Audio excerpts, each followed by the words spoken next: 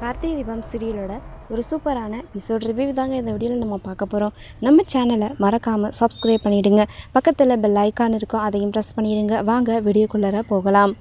நம்ம கார்த்திக் சாமுண்டீஸ்வரி அவங்களுடைய friend doctor இருக்காங்க இல்லையா, அந்த டாக்டர் பார்க்குறதுக்காக போகிறாங்க. அவங்கக்கிட்ட போய் நீங்கள் இப்படி பண்ணுவீங்கன்னு நான் எதிர்பார்க்கவே இல்லை. நீங்கள் அந்த கல்யாண மண்டபத்தில் எல்லோரும் முன்னாடியும் அந்த மாயா மகேஷ் பற்றின உண்மையை சொல்லுவீங்கன்னு நான் எதிர்பார்த்தேன். ஆனால் உங்கள் மேலே வச்ச நம்பிக்கையை நீங்கள் உடைச்சிட்டீங்க.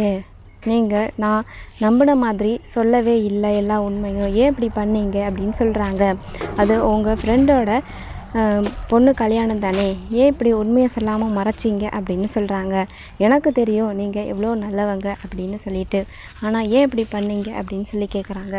நான் நல்லவ தான், ஆனால் நீ சொல்கிற மாதிரி நான் சொல்லாமல் விட்டதுக்கு ஒரு காரணம் இருக்குது. சாமுண்டீஸ்வரி தான் இந்த விஷயத்த யாருக்கிட்டேயும் சொல்லக்கூடாது அப்படின்னு சொல்லியிருந்தா, அதனால தான் நான் சொல்லாமல் விட்டுட்டேன் அப்படின்ற மாதிரி சொல்கிறாங்க. என்ன சொல்கிறீங்க? அப்போது அத்தைக்கு எல்லா உண்மையும் தெரியுமா அப்படிங்கிற மாதிரி கேட்குறாங்க. ஆமாம், எல்லா உண்மையுமே தெரியும்.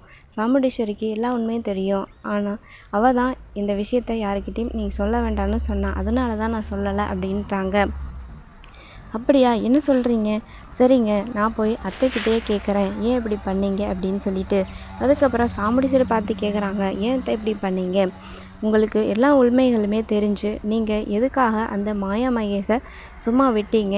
உங்களுக்கு எப்படி கோபம் வரும் அப்படின்றது எனக்கு நல்லாவே தெரியும். ஆனால் இவங்க விஷயத்தில் எதுக்காக இப்படி பண்ணீங்க? அதுலேயும் என்ன எதுக்காக ரேவதிக்கு கல்யாணம் பண்ணி வச்சிங்க? உண்மையை சொல்லியிருந்தா கண்டிப்பாக என்னை விட ஒரு நல்ல மாப்பிள்ளை உங்கள் பொண்ணுக்கு கிடச்சிருப்பாங்க இல்லையா அப்படிங்கிற மாதிரி சொல்கிறாங்க. உங்களை